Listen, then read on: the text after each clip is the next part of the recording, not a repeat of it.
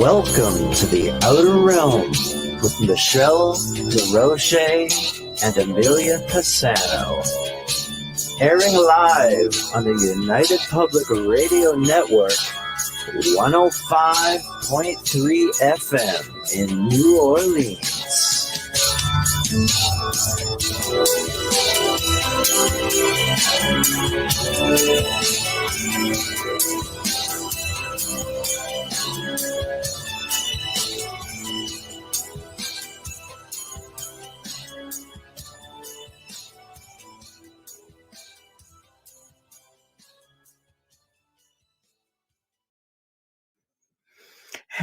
Hello, everyone. Welcome to the Thursday edition of the Outer Realm, doing things a bit differently today. This is a pre-recorded show.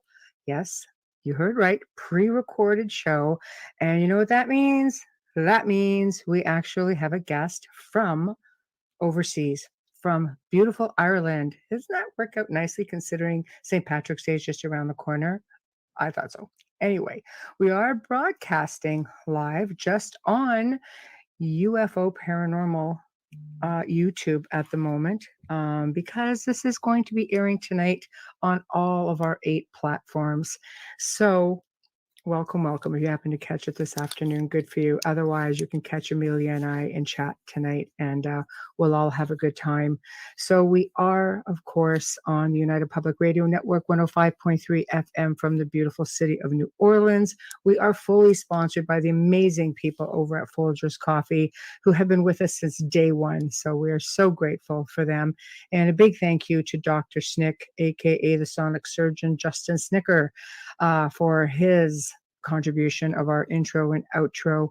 For those of you that want to catch him, just look for any good music, Bandcamp, Spotify, iTunes, Amazon. You will certainly find his music, which is, of course, compromise of Halloween, horror, sci-fi, and dark wave electronic music, which is just awesome. It is amazing stuff. Tonight, we are going to be welcoming for the very first time Dr. Mary Helen Hensley. She's going to be discussing her near-death experience after a car accident, along with reconnecting to her life's purpose and, of course, her journey to healing.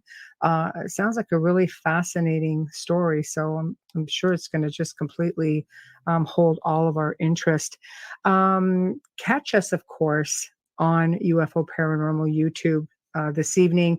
We're also going to be on International Public Radio, YouTube. We're going to be on all of our usual Facebook pages, which will be, of course, The Outer Realm, Canada's Most Haunted, UFO Paranormal, United Public Radio, News on the Flip Side, Joe Montaldo, UFO Undercover. There'll be a whole array of them. The usual spots for our usual people. I'm sure you'll know how to get us. And of course, all chats will be open with Amelia and I, who, by the way, is still having internet issues. So she is going to be in chat for us today, interacting that way. So I'm hoping you guys will be able to tune in. Oh, here we've got a little bit of a Luke, Josh, there you are. Fantastic. So we've got Amelia, again, who's going to be participating in the show. So I think it's going to be a whole lot of fun. And I guess for some of our usual people who have memberships and who do subscribe, you will be seeing the show actually live right now, and the replay will be this evening. So Dr. Mary Helen Hensley was involved in a car accident that was about to change her life forever. And with very vivid clarity, she was able to recount all that took place during her near-death experience, along with reconnecting to her life's purpose and healing. She has facilitated the healing process for countless individuals and is one of Ireland and Europe's most sought-after metaphysical healers. She's the author, I guess, several books from what I'm seeing here. Let me just see if I can chime them off since we do have time. We've got Understanding is the New Healing, Bringing Death to Life, the Promised Trilogy, Promised by Heaven. Sounds like a fascinating. You can find her on maryhelenhensley.com. She also has a Twitter account. So very accessible. She has a Bachelor of Arts in Communications and Graphic Design. She went to receive a doctorate in chiropractic in America, practiced in Ireland from 1999 until 2012. So I apologize. I'm reading this. Usually Amelia does this. So following her near-death experience in 1991, she began to realize that her previous skills and communication or communicating with those spirits had become so much more. So, a series of incredible serendipitous events led her to develop her newfound ability to facilitate the healing process. Um, let's see, healing with sound, vibration, and frequency. So she says, with wisdom, wit, wisdom, and wow are synonymous with her. Her marriage of no holds barred humor and honesty, coupled with integrity and compassion, make her one of Ireland and Europe's most sought after metaphysical healers and synergistic speakers. After receiving a BA in communications and graphic design from Coker University in Hartsville, South Carolina, Mary Helen was involved in a high speed collision in Charleston, which resulted in near death experience. Riddled with injuries, including a broken neck. My goodness, she went on to earn her doctorate of chiropractic. The list just goes on. She's the author of 9 books, including Promised by Heaven, co-authored of the number best-selling Bringing Death to Life and Understanding is the New Healing. I think this is going to be fantastic. Amelia, don't even worry about it. I'm okay. I'm making this work. It's hard because I'm sort of juggling around, but it's fantastic. So I'm glad you can at least participate with me in the show. And hi, Josh. So let me see here. We are just going to wait for her to pop on in, and that should be any time now, and we'll get the show on the road. So she sounds really delightful, and I think those who are really interested in near-death experiences, we seem to have a lot of listeners who are interested in near-death experiences. So I know so many people have written in and through the last couple of years, wanting to know more. It's so different for everyone. I mean, Amelia's had them, and I'm sure she would tell you about it if she was on, and she'll have a list of questions. Yeah, I can't wait to hear about her experiences on. There we go. Now I feel like I'm just talking to you. Can't wait to hear about her experiences and thoughts on NDE. No, for sure. Hi, Cece. For sure. It's definitely something that is different for everyone. Like Wayne, I still can't get over Wayne's experience, of being on a boat and, you know, all these people on with him and the person just, rowing away on this big boat, everybody being silent. It's just weird. Some of the things that people experience. For me, it's just like, good grief. I don't know. I know I had one when I was about 9 or 10. And for me, it was just very, very vague. There isn't a lot of recollection. And here we are. Hello. Hi, How are you? I'm good, thanks. How are you? I'm really doing well. Thank you. Amelia sends her apologies. She's got internet issues. So she's going to be in chat. So don't be surprised if the odd question comes up. I'll put it on the screen and she'll be asking from there. So she's feeling a little bit annoyed at the cable people right now. So Listen, it's an ongoing event here where it may or may not work on any given day. Oh, Yeah, Ireland is doing all that, rolling out the 5G stuff, and yeah, it's yes. It's like that here too. It's just a lot of systems aren't compatible with 5G. So Amelia says hello. There we go.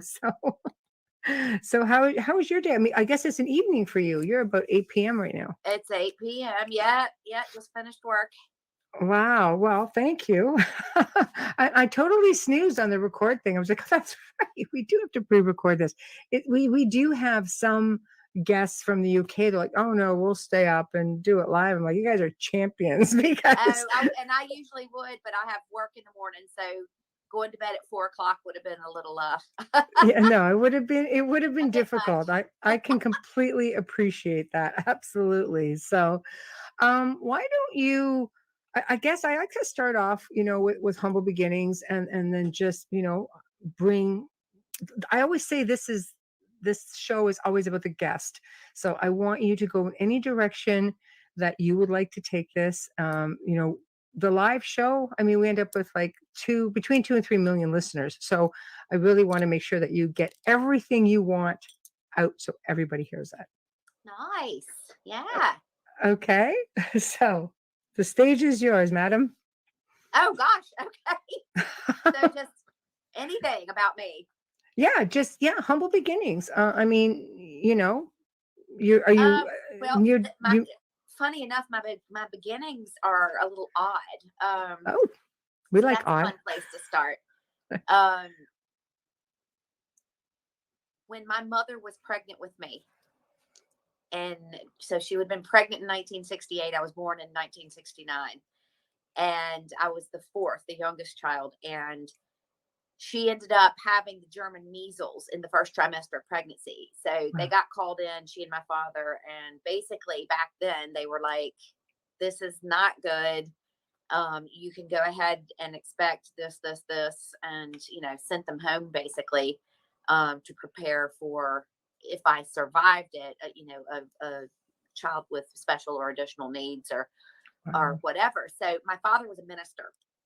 And he was an interesting minister because although we come from the South and we come from the Bible Belt region, he wasn't a kind of a holy roller.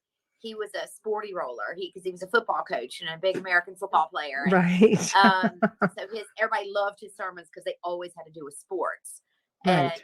And he was a real big joker and all that. So, but he was very devout. Right. And he went home and of course he was praying about this and he was asking for guidance and all. Well, he had a little visit. And the funniest thing is you would think for a Southern Baptist minister to get a little visit, it's going to be an angelic being. It's going to be whatever. Yeah. And he couldn't call it that. He always referred to it as a celestial visit. Wow. Because these angels, if they were angels, had no wings and they were humanoid type beings. So, you and I would be like, oh, okay, we know what that is. Right. Right. And it was very, very real. Well, what was interesting was that these two beings told my father that not only would his daughter be okay. Remember, this is 1968. You don't talk about stuff like that in 1968. Yeah, well, there was no ultrasound. Yeah. Right. So not only would his daughter be okay, but that she was going to have some unusual abilities coming into it, and that he and my mother would really have to take care and help her through that as best they could. Wow. So lo and behold, I'm born, and barred my odd sense of humor, everything was intact. Right. And so this was kind of how it all began. So you can imagine my parents are always kind of waiting for the shoe to drop. It's like, okay, the two celestial dudes are like, something interesting is going to happen. She's going to have unique abilities. What is this? Is she going to be like levitating, floating around the room? What's happening here? So, my first recollection of us discussing this is what I call the kitchen table talk. And that's how I've always referred to it in my mind, because I was about 4 and my father, again, that big booming sports figure, he was a world champion weightlifter at 69. So that gives you kind of for him. Picture, he was a man of God and he was a man of steel. Right. But he had this big booming Southern voice, right. And he could just stop people dead in their tracks. And I remember him bringing me in and sitting me down at the kitchen table. And he said, "Sugar, do you know the difference between alive and dead?"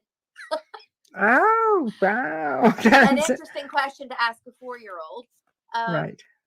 And it was so funny because I'm like, I had no idea what he was talking about.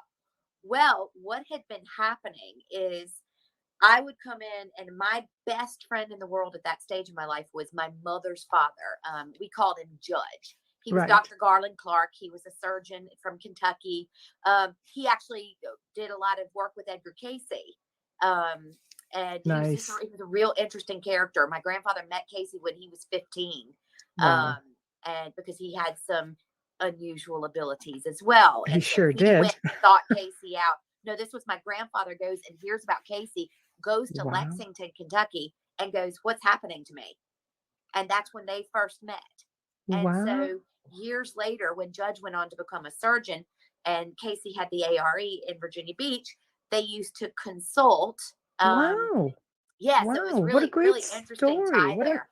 But he was my very best friend in the world. And so my interest in, becoming a doctor and doing everything is because of him. And he used to take me on just the most excellent trips and adventures, and just a really neat guy. And he always spoke to me like I was not a grown up in a way where it was like talking over my head, but he always spoke to me as an equal, if you get me.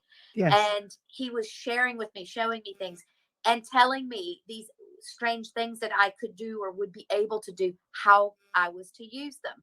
And the bottom line was always kind of, look, we're in service here. You're a steward of humanity. I'm a steward of humanity. This is why we can do what we do. And that was it. That was kind of his role in my life. And so I'd bounce in and, I'd talk to my parents about what Judge and I had been talking about, blah, blah, blah. And so that's when this conversation happens this day. And my father declares that my grandfather Judge had been dead since I was 1.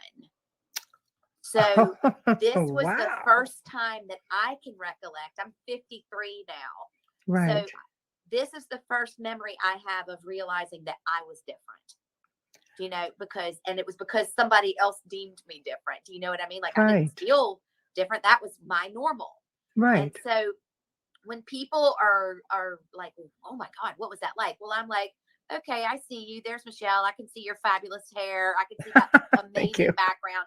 And I'm Right. going, you and I are having a real time conversation. Yes. This is real to me, Right. Now, Yes. is it the same as the patients that I just saw 30 minutes ago where I had my hands on their flesh and blood? No. But which one is more real than the other? No, it's Depends on true. who you're asking. To you, it's the So same. when Yeah. I'm talking to my grandfather Judge and he looks like a fully formed, multi-dimensional hologram of an individual, I'm just going, oh, okay. And it looks no different than the way that you and I are communicating right now. Right. So it's not like he was sitting flesh and blood on my bed, but he was sitting there in an image that looks very like the one you and I are looking at right Like now. very three-dimensional. Very, Yes. Yes. So it was really interesting. And that was kind of how it all really began. So Right. once that old shoe had dropped, my parents were like, okay, something's up here. And then it was like the floodgates open, because that's when I started getting the dreams. And so as a child, I would dream things and they would happen. And I had this really peculiar, a peculiar interaction with death. Mm-hmm. I wasn't bothered by it as a child. I wanted to, strange as it may sound, now I loved my friends and I loved playing like any other kid does, but I also really enjoyed spending time in the nursing home at a really early age. I loved the elderly people. And Oh. what I actually really loved was what I could see around them, because a lot of them were getting ready to go through their transition. And it was beautiful. It was like fireworks. And so imagine for a child who is already fully aware that it's not like a dimmer switch is on and this, the soul is dimming out and fading out and now it dies. It was exactly the opposite. You've got this fireworks celebration going on as the energy is revving up and this soul is getting ready to discard, the cocoon. Right. And so I loved watching this process and I liked being around it when it was transitioning. And so I used to spend a lot of time in the nursing home as a child. And my parents would take me. And also because my father was a minister, we were forever in the hospital every Sunday afternoon after church and after lunch, in the hospital we went. I loved it because I liked seeing what was going on around there that now I realize other people weren't seeing. Oh, yeah. I mean, Yeah, because when you're close to death, there's so many people that come around you to prepare you. So you're not freaked out when when you actually pass, like you're used to seeing them there with you for a little while. So you're not afraid to go with them. right. Right. So Mhm. I guess as a youngster, though, that's quite a hobby. Yeah, totally. It was awesome. Yeah. And then what was a really funny part of it was because my dad was a minister, he was also writing the eulogies, So when people passed away, and it Yes. didn't come from a very large town. It was a close knit town. Yes. And so Dad he did a lot of funerals, as many weddings as funerals. And we got into this funny little thing that, you couldn't really talk to anybody about. But if somebody had passed, let's say, and my father hadn't been there to discuss with them what they wanted said about them in their eulogy or whatever, they'd just come to me. And Right. so I could be eating my cornflakes, and next thing, Mr. Smith is standing next to me, and he is making himself apparent to my father through me in a way that no one else could know. He might have known my dad in high school or in elementary school, and might Right. have known things that only they would know together. Yeah. And so I would say, "Oh, Dad, Mr. Smith is here. Well, how do you know it's him?" And I'm like, blah, blah, blah, blah. And he's like, "All right." He'd get out the pad and he would start writing. And together they would write their eulogies. I mean, it was really wild when you think That's about it. fascinating I to know, it's me. kind of So cool, the isn't it? spirit is basically, I shouldn't say it is, the spirit individual is basically saying, this is what I would like to see mentioned. Yeah.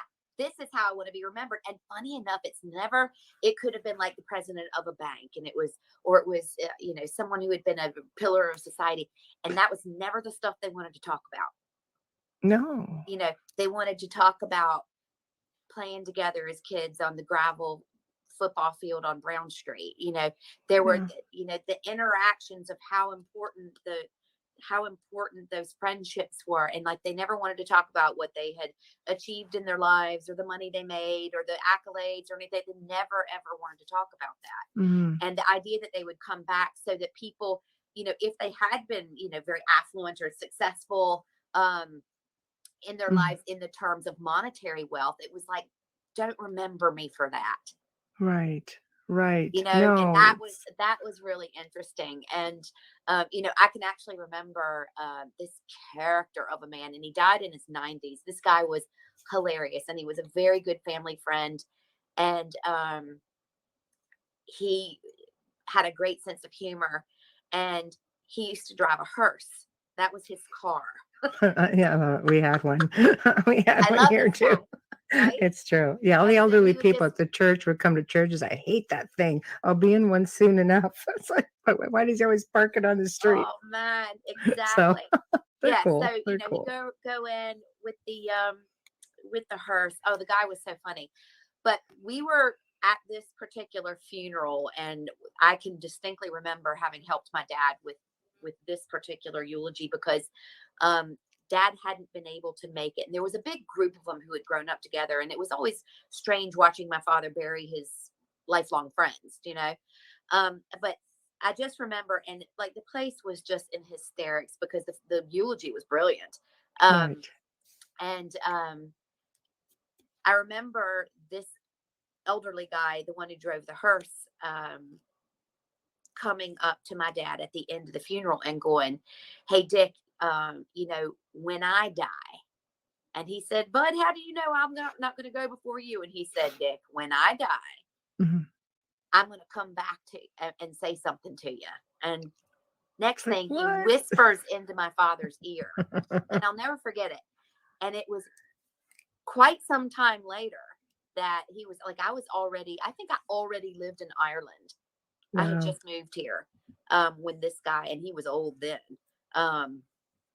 And I had this visit from this guy, and I went, "Oh, he's gone." This was typical for me.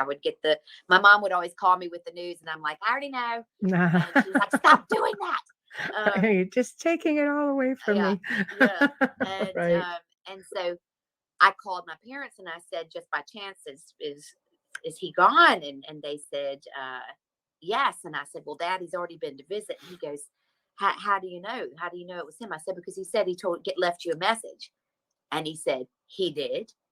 And I said, "Yeah, do you remember in the church?" He goes, "Oh, do I remember? Absolutely." And I said, "He told you something very specific." And Dad said, "Yeah." And he said, "Tell Dick I'm playing Cowboys and Indians." That Oh. was their favorite thing when they were little. Oh. And Yeah.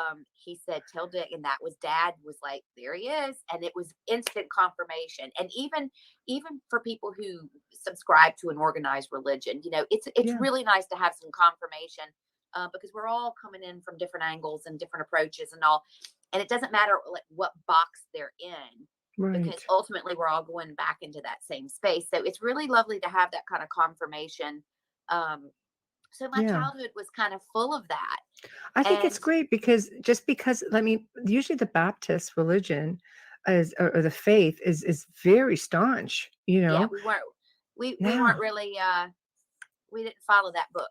No, I know, but that's what I love about it. It's just like you had so much support, right down to your father saying, "Okay, here he is. Okay, what does he want me to write?" That's like really almost unheard of when you're dealing with a Baptist minister. I'm going to put up a comment. Funny because we have a couple of our regulars that have come in. I guess they found the show because it says, "Okay, what happens when you're stuck in this world? Do you not have people show up when you're dying? I'm very confused." Well, there's a lot of reason people stay behind. I'll let you take this one. Do you not have people show up? Sure, I've been dead, and so we're getting to that part of the story. So Yeah, yeah, basically, well, skipping absolutely. ahead, Yeah, we'll cover I that. was in a very serious car accident in 1991. I broke my neck and I died. So it was clinically dead. So I can speak with some authority on that subject in my own experience. Now, different people have had different experiences, and that's the beauty of it, is that we all have different experiences. Yes. But what's so interesting is having grown up in that background, Mm-hmm. at that stage for 21 years, when I actually was confronted with my own death, it was absolutely nothing like what I had been taught. Not by my Wow. parents anyway. Taught by my dead grandfather, yes. Right. That was, that was amazing. It's like the organized religion makes it so small. It's not that it's It- wrong, it's just tiny. It's yes. like, it's like trying Yes. to, if you had a child age 5 pair of shorts, and at 35 you were trying to pull those shorts on and make them fit no matter what. Mm-hmm. That's kind of what it's like. The organized religion is a box within a lot of people are finding themselves and able to work through things and then graduate onto the next level of understanding. And that's what it's there for. So in the actual death process, for me, it was nothing like that. So I'm like thinking, oh, there's Jesus, Jesus is going to be there and pearly gates and all. No, it was none of that. And like my dead grandfather had been coming my whole life. So it's not like, my dad were there waiting for me. It was a Right. very personal experience. And so those who were waiting for me were actually my guides. Right. So yeah, surprise. We all have guides. And who knew? Because I certainly didn't learn that in Sunday school. Right. And Right. it was very, very different, the experience of going through the death process, because I was completely in control. Mm-hmm. So, fast forward, let's blow through growing up, and Yeah. my parents are very, very guarded about all of this crazy stuff that I'm able to do, so much to the point that my siblings didn't even know.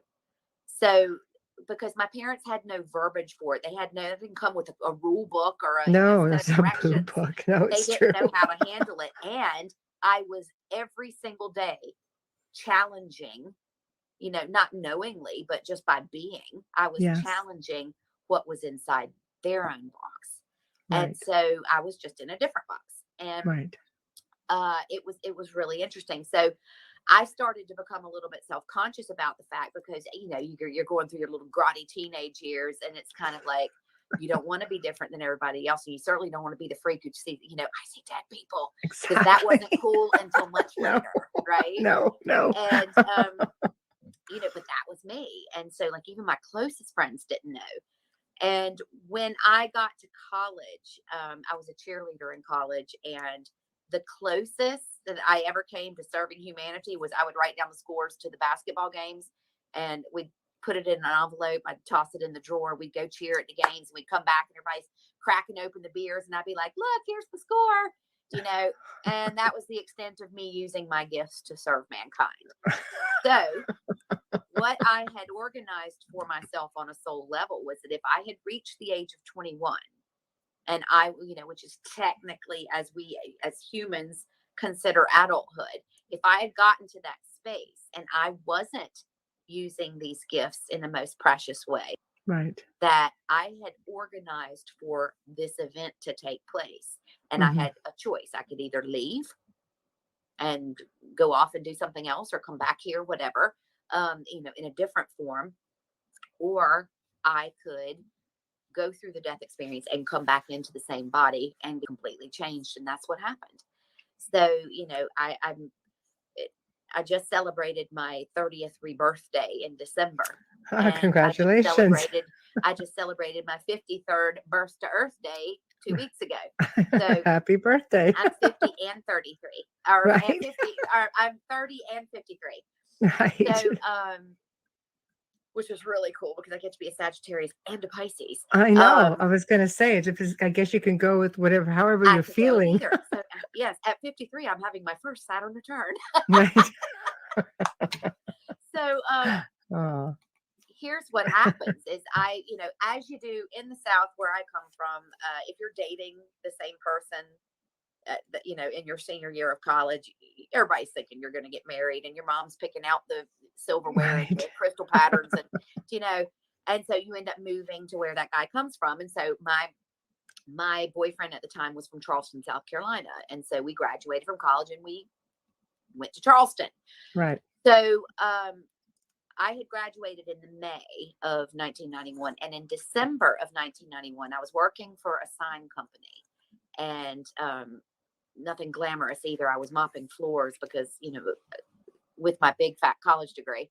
But we were having our Christmas party, and I was on my way to this Christmas party, and I loved the work. I loved the people. That my bosses were amazing because they taught me so much about working in a business from the ground up, and they were deeply switched on as to how this world actually operates. So, when you look back and you watch, you see your angels unaware of the people who were placed in your life along the way to help guide. Well, Frank and Teresa were definitely top of that list.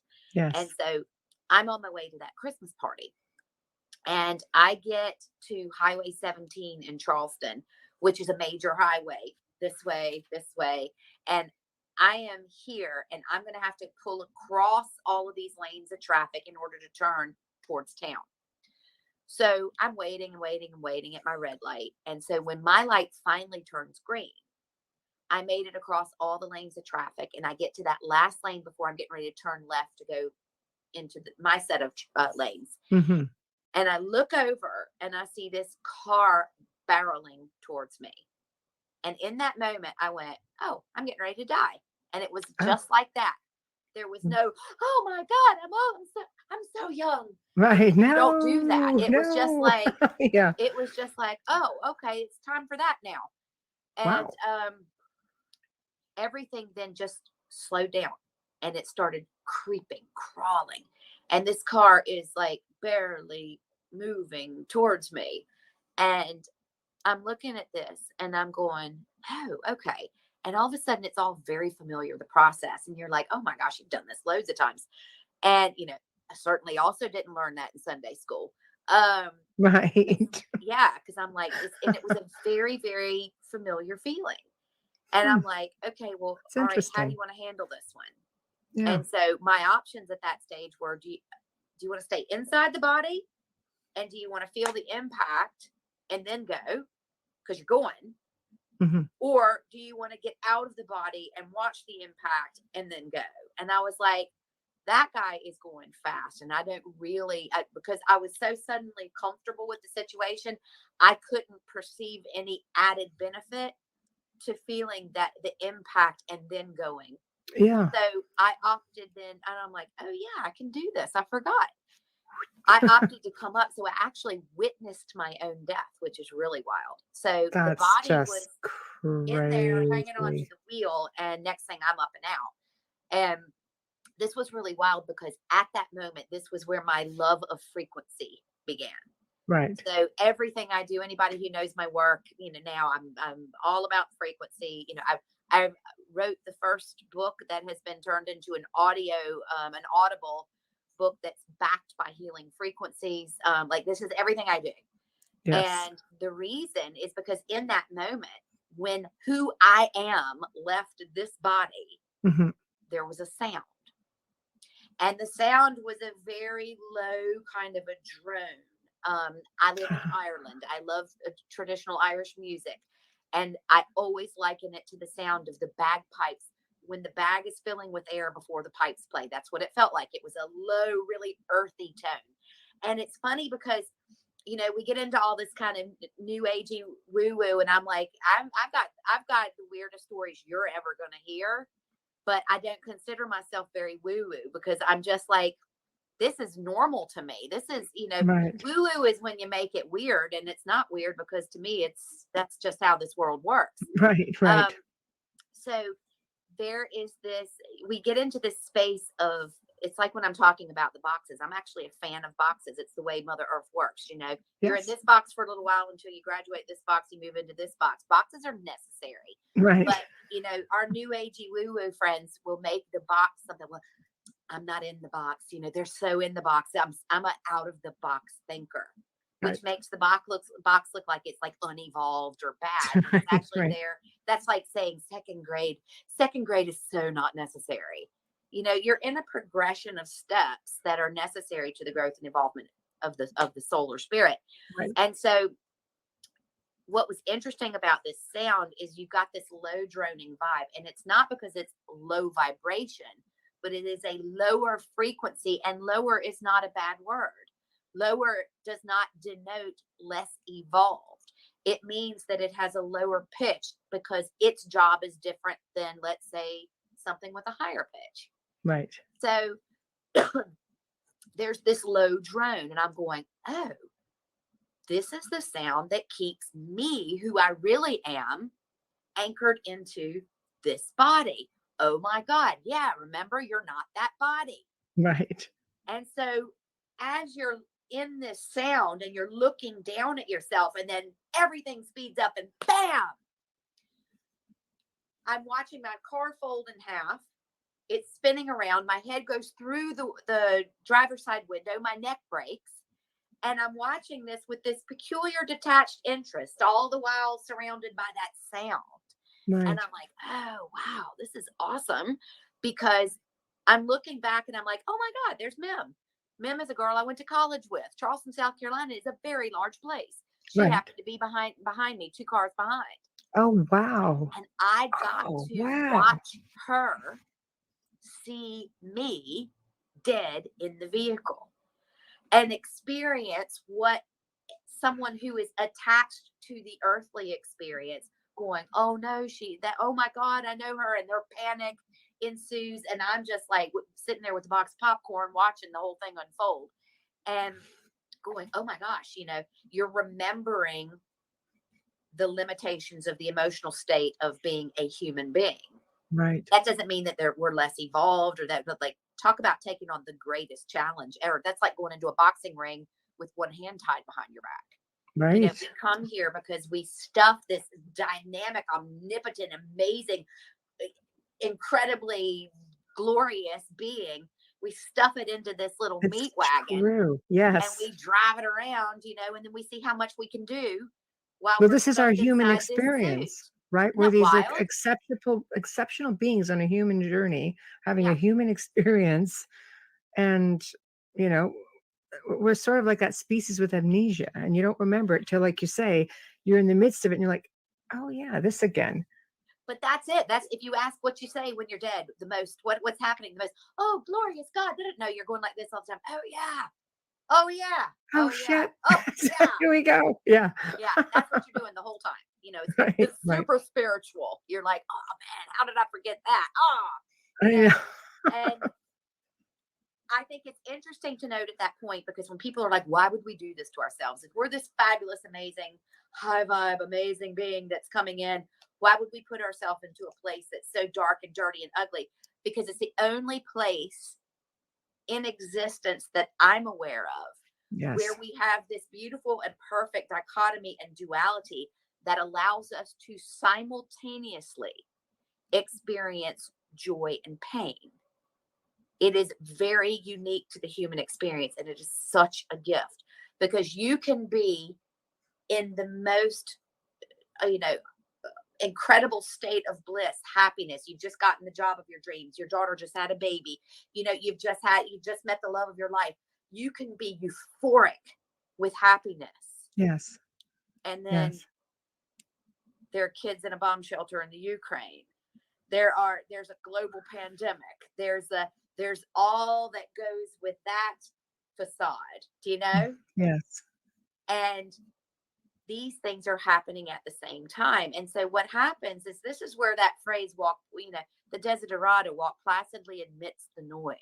Right. Because that's what that means, because it is just noise. And when you can get somebody to understand that the euphoria and the destitution are all noise, and it's we as the human beings who denote whether this is good noise or bad noise, when it's just the noise.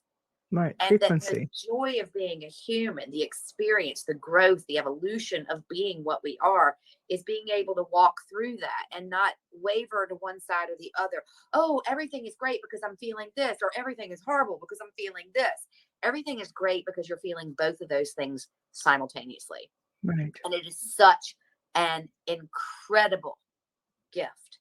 Yes. So that's the space that you're in. You there you are, freshly dead, and you're realizing, wow, what a blast that is. So What I a wasn't ride. finding a way, trying to Right. get back into my body, or going, no, I'm too young, something Right. like that. Right. The best description I've ever been able to give to it is, if someone was outside and they were out in the garden working, and they were hot and sweaty, and it was really nasty, and their clothes are stuck to them and they're all grimy, and they come in the back door and they peel off the dirty clothes, Mhm. and they step into the most glorious shower. The last thing you're thinking of is the dirty clothes next to the washing machine. And when one leaves the body, that's exactly the sensation. That's the best way I can describe it. Mhm. No, I would want but no, you don't. Sorry. Right. And spoiler alert for people who are in deep-seated cyclical grief, where they can't seem to get out of this because they can't release that loved one. That's your grief. Because I got to tell you, it's not theirs. You are not sitting there once you've returned back to that space going, oh, but I had all this unfinished work. Oh, but I missed it. Oh, But I never got some to see my do. grandchild. Oh, I missed that graduation. They don't do that. Yeah. No, You are but instantly returned to a space of going, oh, that was awesome, and let's move on. yeah, I've spoken with some people just like, no, I felt compelled to go back. I felt compelled to, I kept seeing my son's face, for example, needed to be there. And it's such an interesting thing how it's so different for so many people. Absolutely. Now, what was so interesting for me was that I knew I was going back. So it's like, it wasn't even a choice. So you get into that moment, and people are like, oh, did somebody make you come back? And I'm like, no, nobody made me come back. Mhm. I wanted to go back, and I knew that I needed to go back. So there's never a situation, I think, where someone is forced to go back or someone is robbed. People are removed from their circumstances Mhm. in order to get a big shake to go, hey, what are you doing? Because I have never met anybody who's had a near-death experience, whether they perceive it as positive or negative or painful Yeah. or Yeah. euphoric, where they haven't returned changed. Do you know? I can see that. I can see that. Amelia says old souls always seem to handle the trauma better than newbies. I just before we lose everything. And Josh says, what about if you killed yourself? Does the experience change or is it the same? Oh, nice question, because I deal an awful lot with that. And what's so interesting is, suicide is really funny, because there's more or less, if you can think of it, like there's a soul plan suicide exit, and then there is a suicide by overwhelm. Right. Guess where both go? The same space the rest of us do. And Right. so, when you've run it through that filter of organized religions, or, that this is a mortal sin or this and that, yeah, okay, whatever. When you're dancing on that playground, great, you go play with that. But what actually happens when one dies, whether, because I don't know, you eat McDonald's every single day and you're eating Big Macs and French fries, why is that not a suicide? it's just a slower form of that. Why is, if you know smoking is bad for you and you smoke and you die of lung cancer, why is that not called suicide? Is It's is because, it mindset, do you think? of course Like it is. yes, Of right? course it is. And at Yeah. the end of the day, none of us really have any business judging how anybody else chooses to get. Don't tell the Catholics, dude, I live in Ireland. Are you kidding? Why do you think I moved here? I'll never be out of work. Right. Yeah. And funny enough, this completely Catholic world that I live in here also got its roots in the Celtic Druids. Yes. So, Yes. Catholicism is the newbie here. It is. And so whilst those people might go and follow those rituals, and well, they know it, are based on ancient, they call them pagan, but that's Yes. a total Pagans, misnomer. accounts. Yeah. And pagan was meant to be a slight and it was created by the Catholic Church, that name. Meaning against God. And that's not what it was like at all. So the people who worked with nature, the Druids, Yes. this is part of their DNA here in Ireland. So, it's really easy to bring them straight back to that. So Yeah. don't judge a book by its cover. Oh, the Catholics amalgamated everything and made it their own. And if you really dig, Christianity in general, you see all of the old traditions that that they're all practicing in secret. But we all, not over here. I mean, like we just, we're going into, May Day is coming up, Beltana here, and it's huge. We'll be on top of, of Uisneach in the center of Ireland, burning the fires, and you'll see police there, you'll see lawyers there, you'll see doctors there, you'll see school teachers there. Like we still do that here, Yes, exactly. And it's funny because they're not far from their actual roots, so it's not a hard sell. Let's put it that way. No. But getting back to that suicide question, what's really interesting, because I work with so many people in my healing practice here who are going through that, and it really is a matter of frequency. And people who aren't comfortable with talking about death, they're like, you shouldn't say that. Really? I believe I came here to be able to do and say whatever I want to do, and if somebody wants to listen to that, they can, and if they don't, they don't have to. You sound like a suicide advocate, and I'm like, oh my gosh. All right, how about let's talk about free thinking. There is not a single one of us alive right now who could not end our lives just like that. I could stop feeding myself. I could go put a pillow over my own face. I could hang myself. I could shoot myself. I could live next door to a factory that's emitting toxic fumes. I could drive my car into a wall. I could walk into a river. I could do all sorts of different things. I could stay in a toxic relationship for long enough to where I physically became ill and then died. And then nobody would really say I committed suicide because it's under the guise of, oh, she got sick from stress. Right. Like we're so full of it. It's so funny. So this idea that we judge how people die and don't die. And then we put such an onus around this type of death as opposed to this type of death. I mean, it's really funny when you sit down. I think it's religious belief. It's instilled in you from the time you're a child, and the Catholics will tell you don't have the right to take your own life. Only God has the right to take your life. I think what happens is people with certain mindsets, because of a belief system, if they do take their lives, there's that guilt, and that's what makes them hang back. Or the pain that they felt when they, in the moment where they felt compelled to do the act, right? So and again, then you've got those who do it, and it was their plan all along. Yes. So you've got soul plan suicides, and I've been so blessed in this work to have so many people who were prior to a suicide who come in and go, listen, I've already done all the rehabs and the groups and the this and the that. Like I had one not that long ago.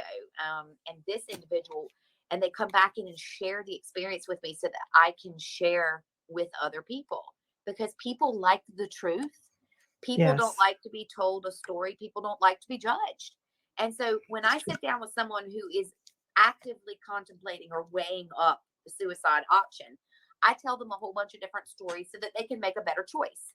Yes. My job isn't to try and talk them out of something, because then I'm putting my own perception on. I'm trying to do what's going to make me feel more comfortable. Yay, they didn't kill themselves. Oh, I'm marvelous. What a great healer I am. Nothing to do with that. Mhm. It's about how can I best, that's what I signed up for. How can I best assist this soul in their process? And guess what? Some of the processes involve suicide. Some of the processes involve people who have cancer, because they never took control of the situations in their lives that put them under such a dire amount of stress that they became ill. Yes. Yes. And so it's knowing that you're just showing up and you're just sharing. And so I've had this beautiful process where people will come in who knew they were going to go this way, and it's not something that was thought about lightly. It's something that they knew was coming. They'd always known. They knew that was how they were going to be going. And so they'll share that process so that I can better educate other people who maybe are stepping up to that and are doing it because they're overwhelmed. And so when you share the process with someone who has been a soul plan suicide, with someone who is stuck in the overwhelm and thinks that there's no way out, generally soul plan suicides are very, very calm. They're very collected. They're not weird or manipulative about it. If you do this, if you don't do this, I'm going to kill myself. Like, you never hear soul plan suicide saying that. That's not what they are. Right. And I had one recently where this individual had been through an extremely traumatic childhood, like really, really traumatic childhood. And from an early age, started using psychedelic drugs in order to escape that. And they did it, though, so often Oh, that they lost the capacity to kind of fully come back in and reconnect. And he knew that was part of the process. And so right. he goes, I want to share with you what that looks like so that you can better educate other people. And I was like, oh, this is awesome. He goes, because I respect that in this time, you're not going to sit here and try and talk me out of something. I know exactly what's going on here. I'm trying to educate you.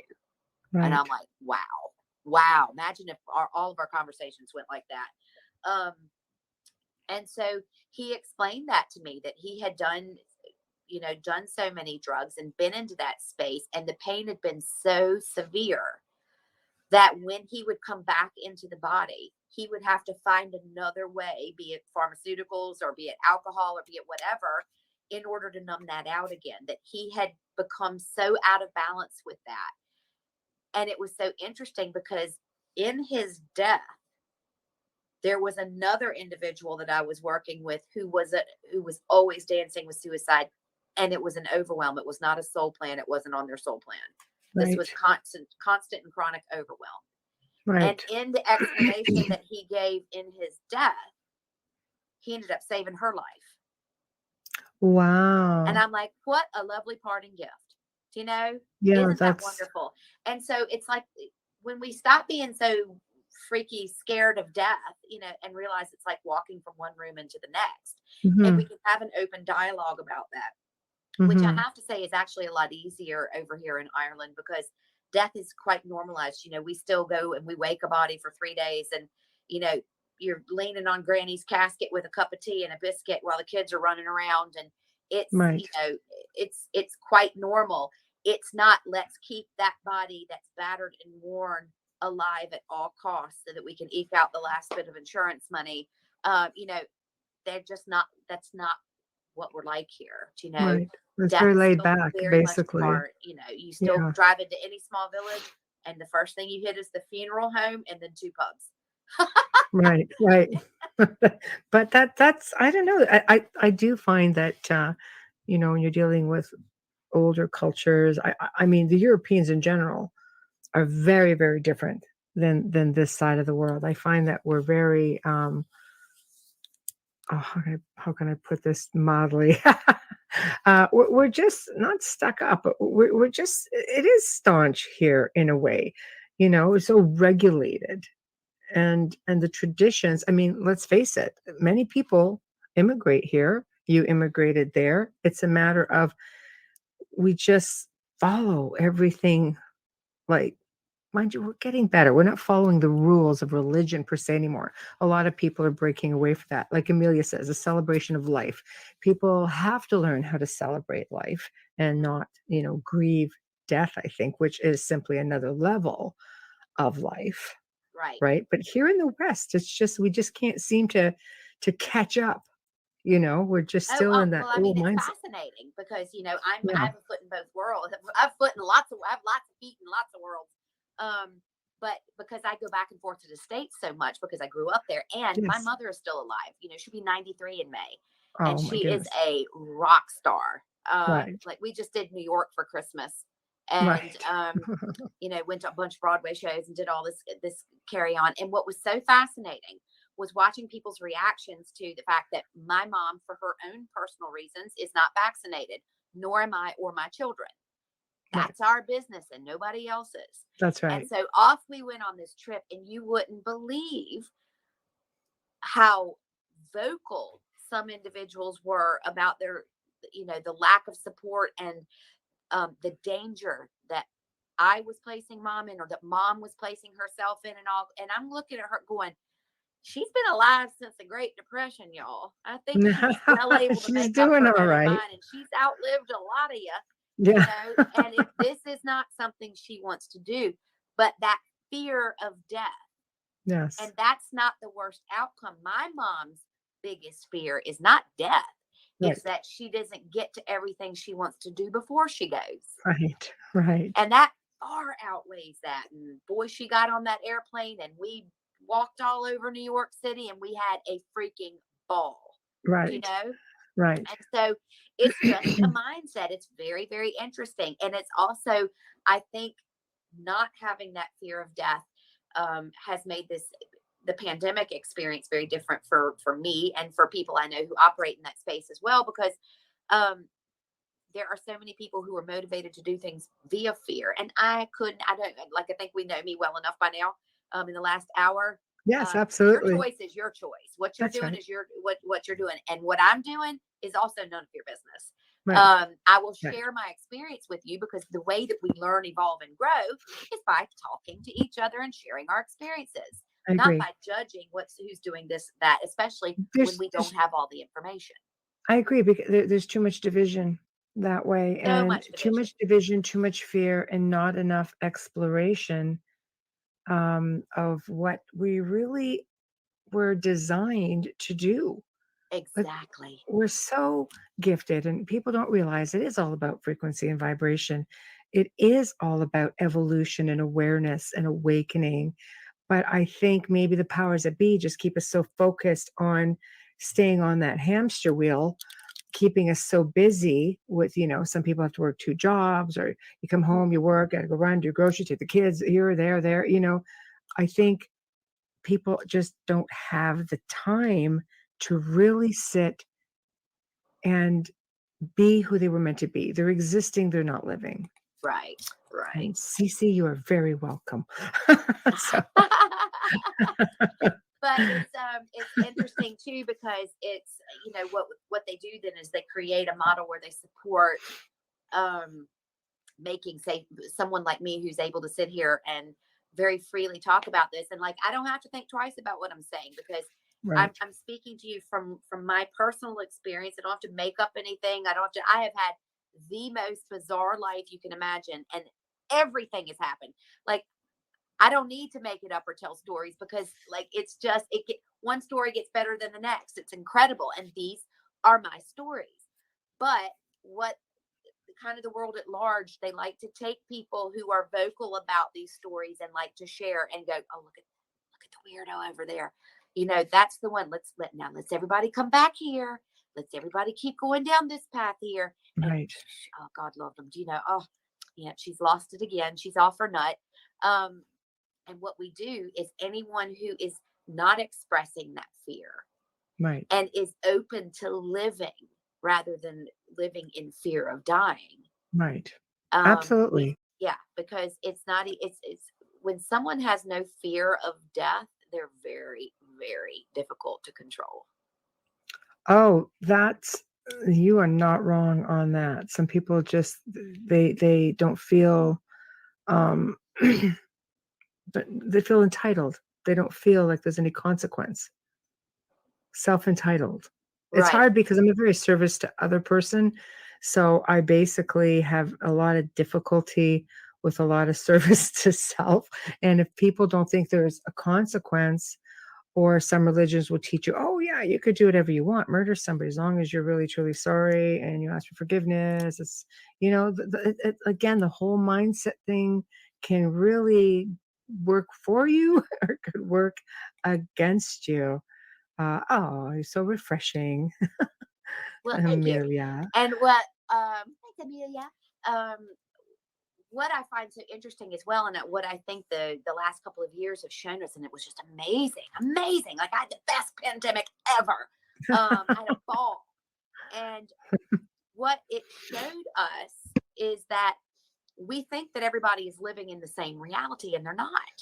Like because I've done so many things dealing with beings that aren't, they're otherworldly beings and experiences of being out of the body, and you know, um, and people are like, oh yeah, well, if that was true, then why doesn't everybody see them? And I'm like, You're not well, it's meant to. interesting, because how come everybody doesn't view the human body the same way that I do?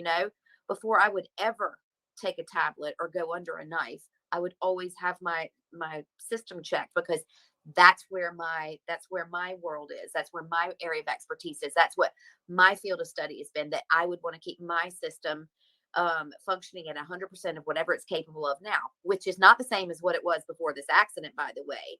But I'm 100% of who I am today, all my injuries included.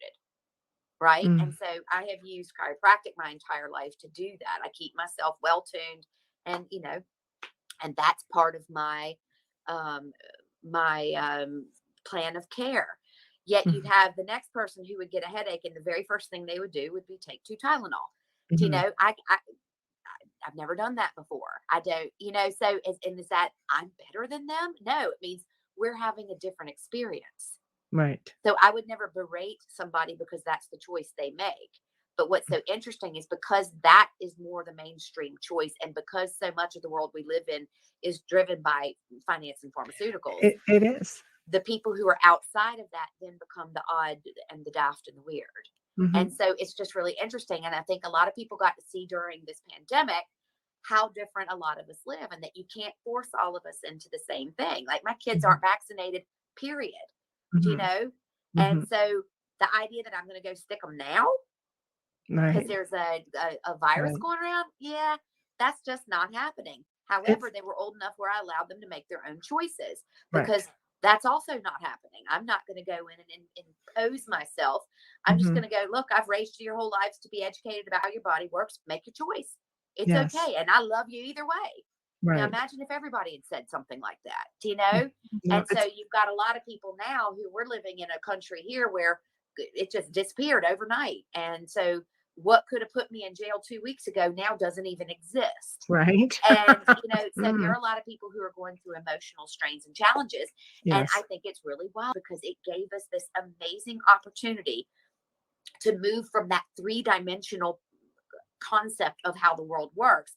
We blew right past 4D, and we're now in 5D, with that 5th dimension being the element of choice, because we've all been living the same last couple of years together, and everybody who got COVID did not die, and some people who got COVID did die, and some people didn't get COVID at all, but we were all touched by COVID.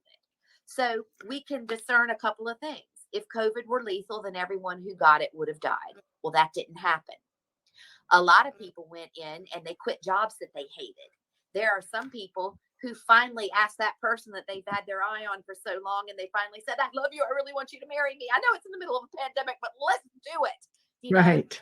And people started making these choices that were completely out of the ordinary, because they finally had the time to stop and reflect. And so that 8,000 emails in my inbox, I finally got to go through. Right. Because I was out, you didn't have to show up for X, Y, or Z, it was brilliant. Yeah. And so we all started experiencing the world in a completely different way. And so what could be viral and physical for one person could have been emotional in another way, where, where they were separated from a loved one because they were told they couldn't go into a nursing home or they couldn't go, onto an airplane to travel, whatever. And so Mhm. people got to really rethink and reevaluate and reappreciate the way they handled, a lot of people went, oh my God, I can't believe I left it and now I don't ever get to see them again. And then Mhm. there's some people going, oh my gosh, I have so many precious memories. Thank God I did that and lived for every single day. I think it was a time Each of of us had to reflection. experience it. Because so many people were off, I think it was a good time of self-reflection as well, Mhm. and really taking the time to enjoy life a little bit. Different circumstances, but you could still go into the outdoors. You could still connect with nature, ground your energy, just Absolutely. appreciate things for what they are. I mean, that's how we did. I made a point of, taking a drive down by the river every day, bringing the dogs, and it was just, there were so many things I noticed because I'm an extremely busy person. And I would take that time and I would notice things I'd never noticed before. And I'm like, I've been down this road so many times. I've never noticed that there was a cave over here, for instance, just because there's always so many people around. And I think every now and then people need to take the time to self reflect. And I think if you could even do it a few minutes a day, it's amazing how much you would evolve because all of this energy that's this pent up or this anger or this negativity, you put that out into this collective, and that's what everybody draws from, Hmm. and if they're drawing negativity or fear or all of this stuff, it's just no wonder the whole world's going crazy. Oh, So, absolutely.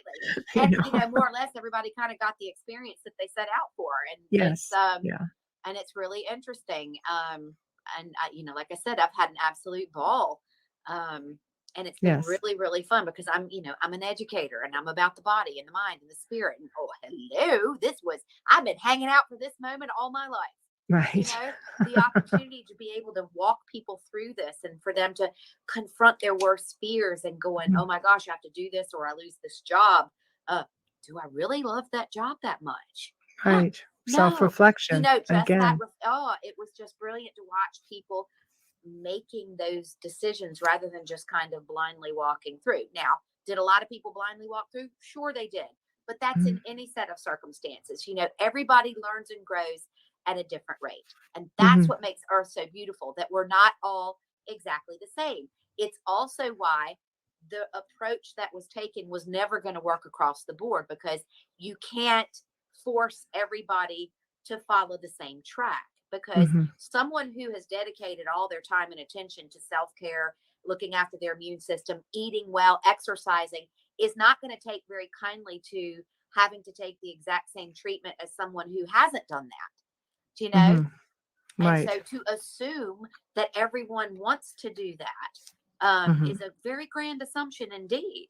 And Right. also to assume without questioning that everybody's bodies physically are going to or emotionally are going to react the same way to the exact same medication is also folly. And so we Mhm. have found that out the hard way. And so people are finally beginning to wake up and see, oh gosh, hang on a second. Do you know?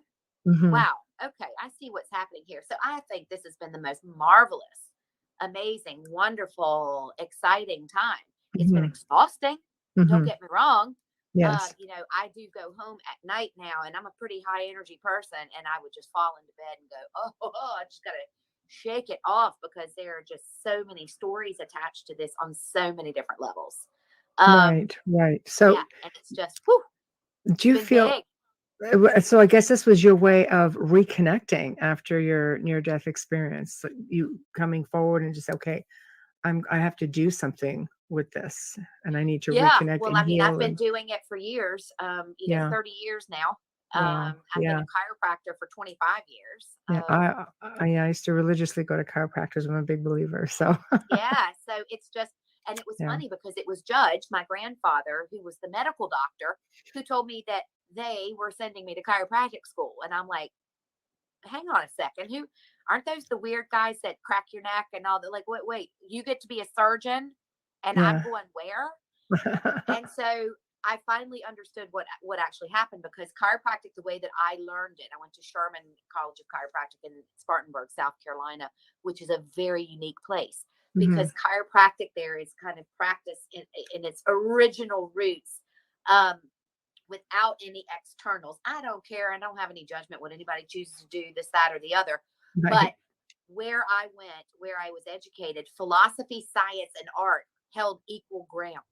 Yes. So it was just as important that I understood the principles of how the body works as opposed to how the body actually works. Do you know? Yes. If you've got a 3-legged stool, it's not going to stand on 2 legs. Exactly. And so it was really important that we studied and learned all of that. And it has served me so, because Judge was like, as these other gifts that you came back with unfold, Right. you need to understand a vitalistic approach to the human experience. Mhm. Because what my discipline had to offer, he said, was a mechanistic approach. The human body is pieces and parts. You either medicate it or you take it out if it's not working. And what you are teaching people is that intrinsically entwined are the mind, the body, and the spirit, one unable to function without the other. And that people are going to come to you with these ills of the spirit and ills of the body, one being caused by the other. Right. And you have to hold them accountable for that. But the only way you can do that is to teach them that it exists. And so Yes. thus became my education. And that's why I studied vitalism and the philosophy, art, and science of chiropractic, Mhm. because it allows, the spine, being a back doctor, that's just my vehicle. That's just my entry into that. And then, of course, I went into full-time metaphysics years ago. And so I work now with frequency, and that's what I do in my healing. Right. Because one of the abilities that I came back with, everything being sound oriented, was when I moved from the space where we talked about that low drone, that kind of me, the essence of me connected to the physical form. Mhm. When I moved from watching the accident unfold to being in this next space, and this is where a lot of people talk about traveling through the tunnel, but for me, it was kind of a boom, boom. Mhm.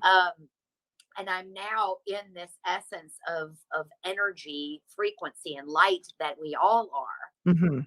This was where I actually got to do a life review. And this was where everything changed for me. And Mhm. this to this moment makes the hairs stand on my arms. And it's happened 30 years ago. And if you can picture being in a cinema that is surrounded by a 360-degree screen, this is where time and the concept of time just imploded for me. And I couldn't ever be the same again. I am Okay. standing in the center of this, flanked by my 2 guides. And I am watching myself at that kitchen table talk as a 4-year-old. I am winning Living History Day in junior high school, and I'm 12. I'm being raped, and I'm 17. I'm getting my driver's license at 15 and 8 months. I've just accepted to college I'm going to go to. There I am babysitting the Thompson twins, and all of this was happening at the same time. So next to unfold in these abilities that I would come to share with people when I could read their history, their storyline, was this concept of concurrent lifetimes, because we love this idea of linear time. And, is there such a thing as past life? Sure. Past, present, future, simultaneous, all over the place, right? Right. So Right. that's because we are interdimensional and multidimensional beings. And so we like things nice and tidy, though. Oh, yes. When I was a farm girl in 1783, in my past life, da da da da. Yeah, okay, that's great. And I don't discount that whatsoever, because that does happen. But guess what else happens, guys? Is you can be living the you that you are right now. Mhm. And a lot of this is happening with my younger audience, my younger kids that are coming in, who are aware of a piece of themselves elsewhere. And some of that message is crisscrossing and interfering with their lifetime as we speak, because they are getting visions or scenes of something that's actually happening concurrently, Mhm. that's not congruent with who they are in this lifetime. Right. Yeah, Right. wicked. It's just amazing. Right. So yeah, I mean, like, it's just endless. And so you have an experience like that, and like, Zoom, you come back into your body, what, you're going to get upset because the price of gas just went up? Come on. Like, it's coming back and getting horrified or hurt or upset over anything that's happening in this world is actually quite difficult. And Mhm. so I force myself into situations sometimes where I get to experience that because I'm not great at that part. Ask my children. Mhm. And then almost can overreact to something, like, I'm sorry, if somebody's arm is hanging out of the socket, I'm cool as a cucumber. But if they leave their underwear on the bathroom floor, you know, and so Right. it's teaching yourself to kind of interact because there's just not an awful lot that really Mhm. upsets me, you know? Right. Right. Um, it's more behaviors as opposed to circumstances. Mhm. But it's not even upset because I'm being wronged by somebody or whatever. I'm exhausted by their slowness.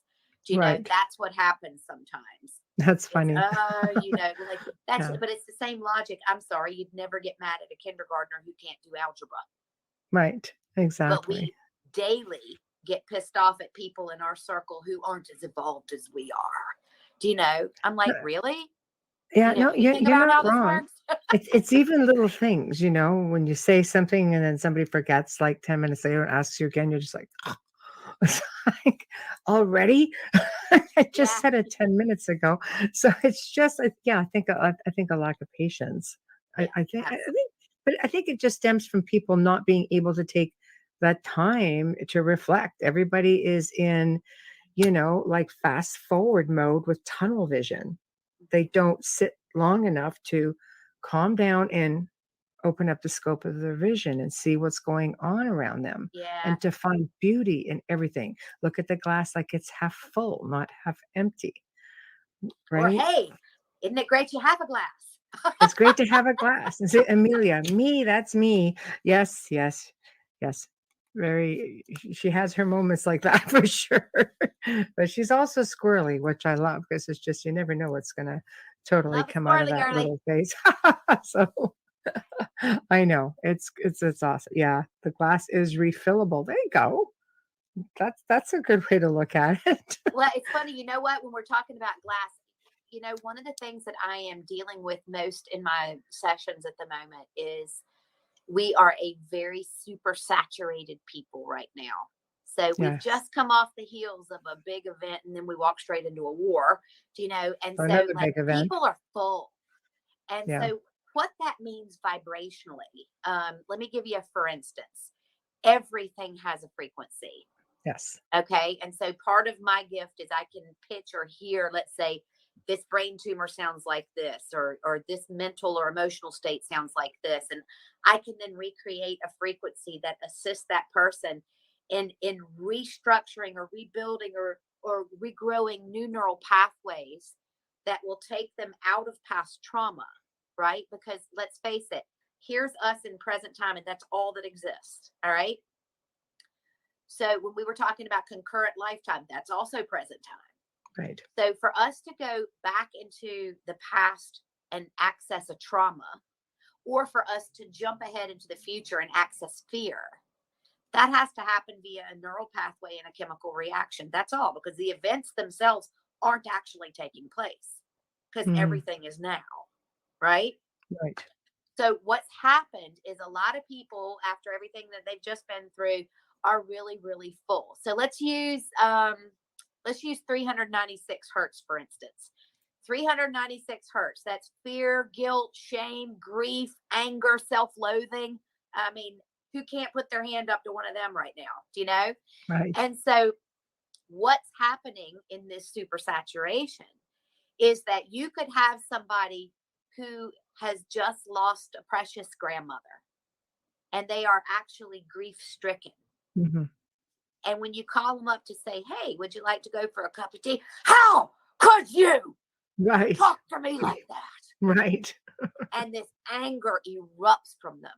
Right. Or someone is driving down the road and someone blows through a red light, nearly clips them, but they don't. Now, the Right. appropriate response is fear. Yes. They nearly just got hit. And next thing they're on the side of the road and they're sobbing, grieving the dead grandmother.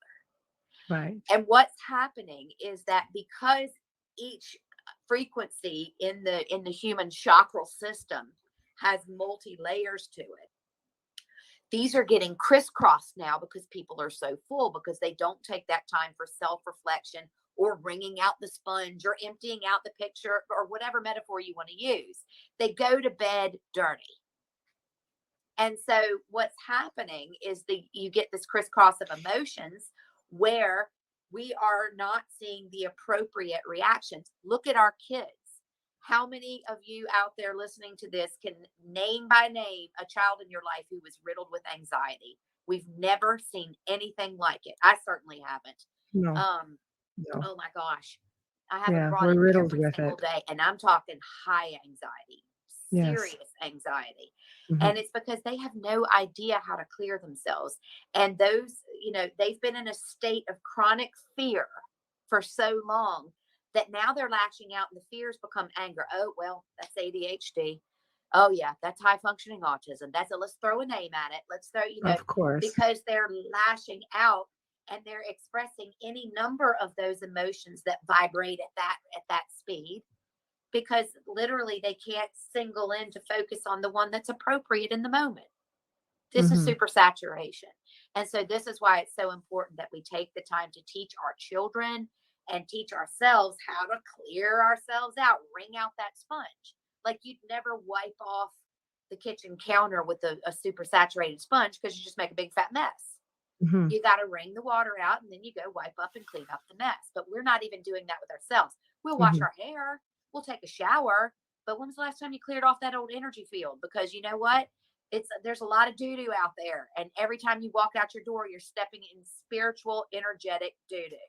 And then coming home and then getting into your bed, interacting with your kids, interacting with your colleagues, and wondering why things aren't going so great. Right. No, makes complete sense. It makes complete sense. It's self-care It's on a different self-care. level. Yeah. Exactly. It's Yeah. that tripod. It's that interaction of mind, body, and spirit, and taking responsibility for the fact that you are responsible for taking care of that. And then what happens is we've gotten into a world that's so shook, and you've got people who are so ready to leap into the positions of power that people are handing over their own power because they're so super saturated, they're so full, and they're so afraid. And so they can't even make those decisions for themselves any longer. They're just like, here, you do it for me. And then boom. That's the world we're living in right now. And then it becomes my health, my well-being is somebody else's responsibility. And that's the message that we're sending to our children today. So it's no wonder they are riddled with anxiety. Do you think that we just give it up too easily? Oh, absolutely. Yeah. Because guess what? It's hard work. And we have is. been conditioned for decades now to avoid hard work at all costs, to find the easiest way to success without getting our hands dirty. Oh, yeah, it's going on And all we around got a us. lot of keyboard warriors out there who love to throw some good punches and put up some great memes and criticize the people who are actually out there in the trenches. Yes. Yes, it's all around us. It's all around us. And so we smile and we open our arms and we welcome them in and we curse behind our breath, but that's life. Throw up another meme. So interesting. Yeah, let's throw another meme at you. I think we live in the world of technology also. It doesn't help when everything is done via messenger or text, because there's no feeling, there's no emotion behind it. So it's easy to look at the words. You could say one word that can mean two different things, two different tones, and things get so misconstrued that there's a whole other melee of crazy. Technology. Over meme. Yes. You can over meme. It is over meme for sure, Amelia. That's I think that's how people cope. It's just like they don't even use their own words anymore. They go in, they find a picture with memes and go, there we go. And you post and then it. We have a lot of people who've become very passionate about causes. Yes. Who've never even actually been out in the real working world yet. They're educated. Yes. But because of the circumstances that have occurred over the last couple of years, and when they've come out of college or education or work scenario to move into something else, they lack the interaction of actually having experience of one-on-one conversations with a real human being. Right.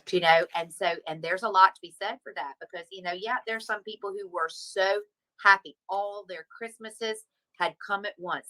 this was an introvert's heaven this last couple of years. Mhm. The idea that they didn't have to actually put clothes on and show up in work, and they could sit at home and be genius and do their work from their kitchen table. They were digging it. It was Yeah. amazing. And I'm Yeah. delighted for them. But then there were a whole nother group of people who couldn't remember, don't stand up because you're not wearing pants, because they'd never done a Zoom call before, And so Yes. it puts a whole, and I would be in that category, it puts a whole nother spin. I'm a people person. I would be starved without Yeah. that physical touch, Yes. And so Yes. it's really interesting. Again, we try to put everybody into the same place and go, well, everybody will be able to work from home. No, they won't. I can't do a virtual chiropractic adjustment, This is true. nor do I want to, Right. and hey, I don't want to have my massage therapist talk soothingly to me over FaceTime. I want Right. to rub. And there are lots of things that involve physical interaction that you just can't take away, and Mhm. make everybody fit into to that same space. And it's our responsibility to preserve that. Right. Right. I agree with you. I think, you did something really positive after your experience. And some people can never recover from a near death experience.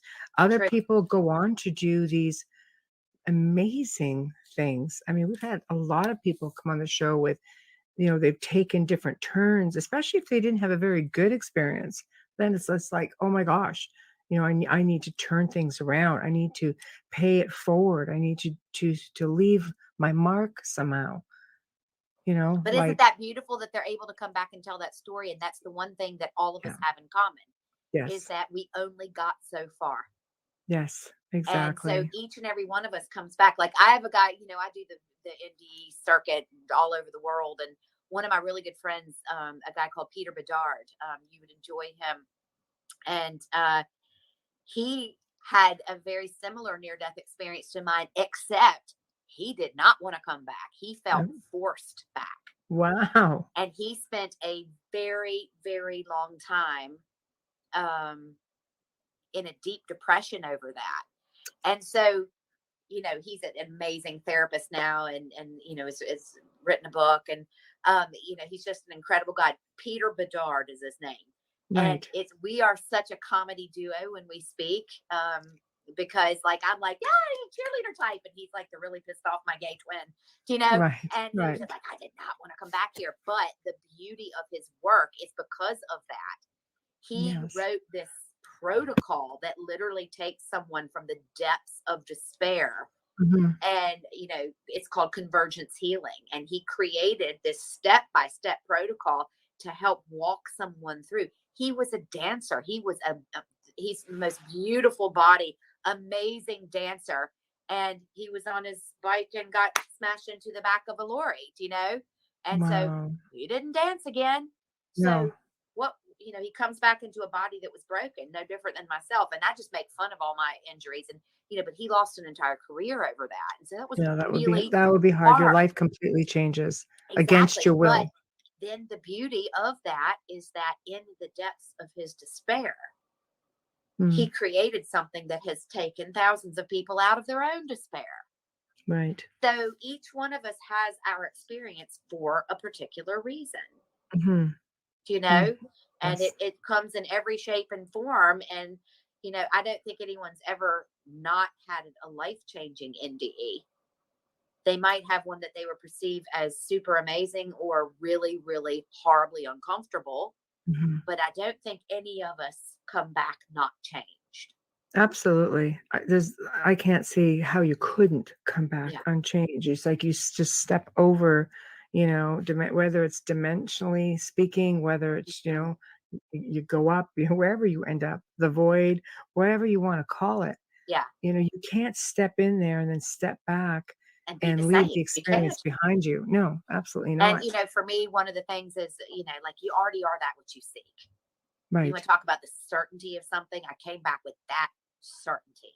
We Right. spend all this time trying to seek our higher. I'm like, guys, get dirty, live, try Mhm. to be nice, but if it's also not on your path, guess what? Somebody's got to be the bully. There are some parents that are the nicest people I've met, and their kids are the nastiest pieces of work you've ever seen. Someone's got to be that. you Yes. know? And so Yes. for us to place judgment on the idea that somebody is not living the way we are, hello, step forward and front and center and let me see your perfect life. Hmm. There aren't any of us, or we wouldn't be here.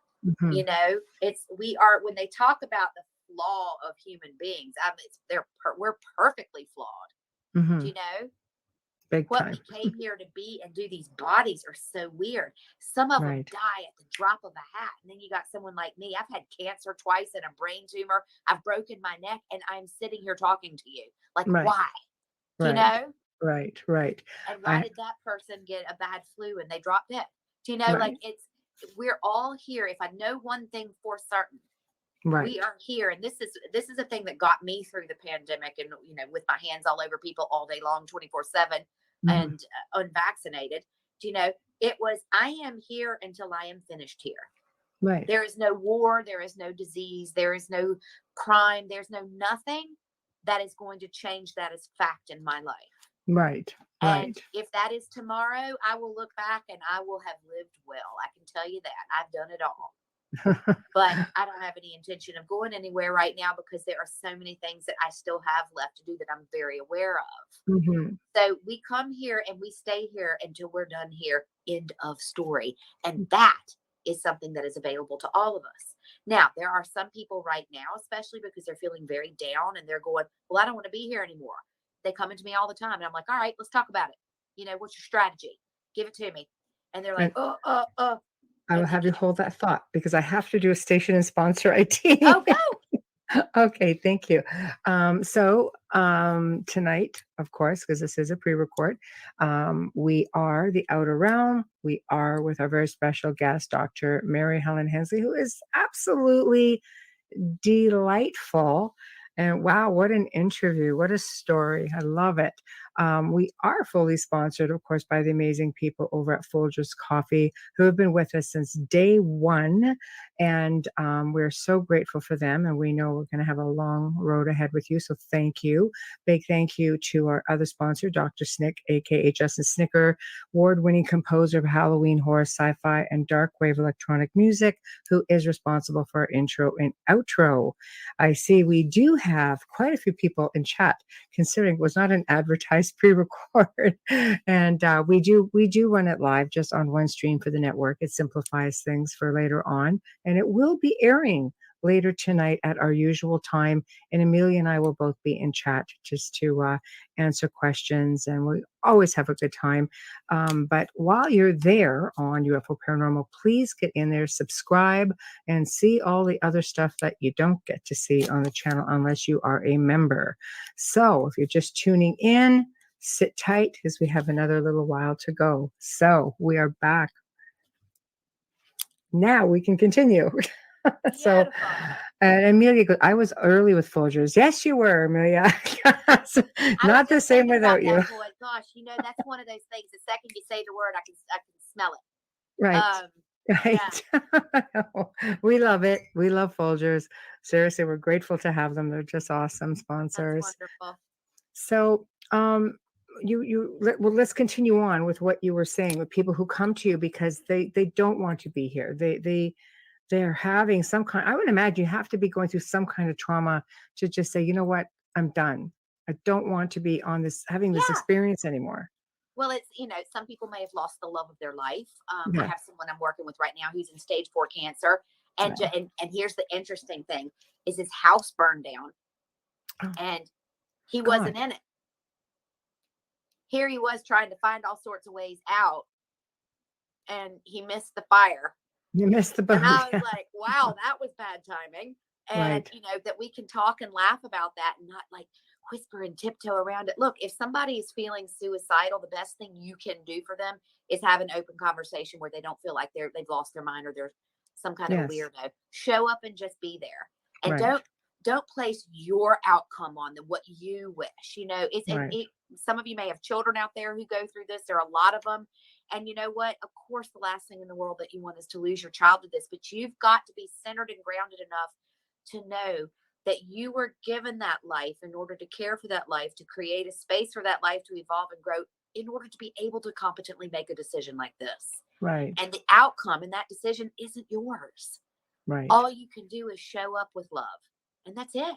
Well, because it's And so about them, right? It's not so much it's about us or about you. yeah, and oh my gosh, human beings, we are something else for trying to hijack other people's deaths. You know, Right. it's like, you can almost point out in a circle of friends who's going to be the chief wailer at this funeral, and they might not have been, you know, um, really an active part of that person's life, but boy, they're going to show up when the drama's on. Hmm. And it's so funny how we could sit and a dying family member would be there, and we're holding vigil by their side, and they're too weak to tell us to get out, Right. because they don't necessarily want them by their side. And then that person who's been there 24/7 goes off to get a cup of coffee, and the individual takes the chance to get on out, right? And you hear about it all the All time. the I've time. known people who have done it. Amelia says, I'm a huge supporter of assisted suicide for the terminally ill. It's yeah, that's actually a really sensitive one. I mean, I would know what your thoughts are on it because it's their choice. A lot of people really have difficulty with that one, assisted suicide. Well, really, it's not them having to make that choice, is it? Yeah. Apparently, though, when it comes to the legalities, it Yeah, pretty but much is, again, isn't you that know. funny that we would have put legalities around something like that? Yes, As if yes. it's our business. It's Yeah. really interesting what we pick and choose um, to Mhm. involve ourselves in. And Mhm. and again, it's just that's that fun part about being human, and that's what we come down here to work our way through, and you Yeah. know fight for the cause and to do whatever. But that's why I find life here so fascinating. Right. Well, they're Yeah. they're definitely fascinating. I mean, what are your thoughts then on afterlife? I'm extremely curious about your book, how promised by heaven. So, how do you deem heaven? How do you deem, it's an Okay, well, first of unusual all, that name. book was called Promised. And then when Simon and Schuster took my first three books, they decided, but it was back in the day when Evan Alexander's book Proof of Heaven had just come out, and it did really well. Right. And so Simon and Schuster decided to tack on Promised by Heaven on the Right. title of mine. That wasn't the original title. It was called Promise. Isn't that funny? But then Oh, you make a book deal, and there it goes. And and it's it was gone. really interesting Right. how that happens. Um, Promised, I was, because my father, when those celestial beings visited him, Yes. he asked, "Do you promise that what you have said to me about this baby is true?" And so, whenever I was in distress or I got in trouble, or let's say he had to reprimand me, and then afterwards, um, he would always say, "You're promised." And Wow. that's where Wow. that came from. So Promised by Wow. Heaven was all about the accident, and then it's kind of my life leading up to that. My favorite book is actually Understanding is the New Healing, and the reason is because it's about everybody else's stories. Like, Right. enough about my story, okay? We see it's that mine sounds so spectacular because I got to die, and oh, I've Right. come back and all this.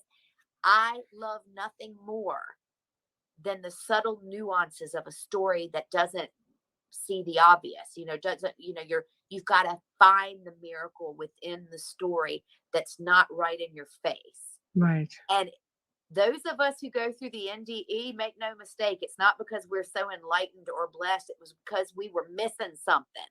As we Right. say over here in Ireland, a little thick. We were a little thick in the head about something, and Yeah. had to be set aside and shown with very slow, very pointed conversation as to this is how it works. Right. So I love the people's stories who have these amazing, miraculous events that are happening every single day. And so Mhm. Understanding is the New Healing is about that. And I tried to take this smattering of every possible thing I could confront, from, aliens to cancer to, to life after death, to everything that you could think of that would touch a human experience, Mhm. and tell these people's stories. And Right. it's also a favorite of mine because it was the first book in Audible history to Mhm. be backed by these healing frequencies. So when someone is listening to this audio book, they're not just having an audible experience, they're having an immersive experience, Right. because they could be resonating with a storyline.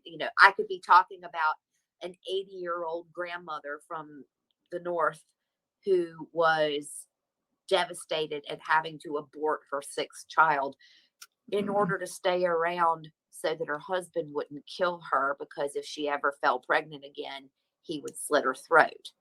So she had to sneak off and abort a child in order to remain for her other 5 children. That's so Right? sad. Wow. Oh, but it's so true. Actually, Right. it wasn't slit her throat. He was going to kick her stomach in and murder her that way. Oh, Small change. right. Right. So it's fascinating where somebody could be listening to that story and they might not have gone through the same experience, but they might have had to have chosen abortion at some stage in their life. So Mhm. now all of a sudden the frequencies that help heal the fear, the guilt, the shame, the grief, that anger behind it are playing as they're listening to the story. And they are now resonating with that frequency and they're healing as they listen. Right. So I love that book. Yeah. Yeah. And any audios I do forward are backed by these frequencies. So I Mhm. just love the idea of taking it into a fully immersive experience for an individual where they actually, because literally, if I have 2 guitars in a room and I pluck the E string on one guitar, the E string on the other guitar is going to vibrate. It takes that Right. for someone to heal if they're ready. So you never know who's listening to that book, who could be so queued up, who's done so much work, and that last little tweak sends them over and life changes for them. Right. How It exciting could be is that? anything, really, couldn't Yeah. it? Just that Oh, one little yeah. trigger word or sound. Exactly. Yes. Do you think with frequency, do you think a lot of our issues is because we're just disconnected from the planet's frequency? We should be connected to the planet. We're all on this ride, and the Schumann resonance. I mean, there's so much information on it out there. People look it up.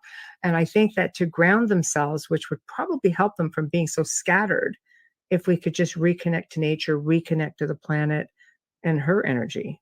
But also remember, everybody isn't supposed to be connected the same way, because in I think order for so. different scenarios to play out, in order Yeah. for you might not like this storyline, it looks awfully uncomfortable. And ooh, I wouldn't want that one, but that's theirs. Right. And so the idea of, again, it's kind of like when we were talking about the boxes and being disconnected.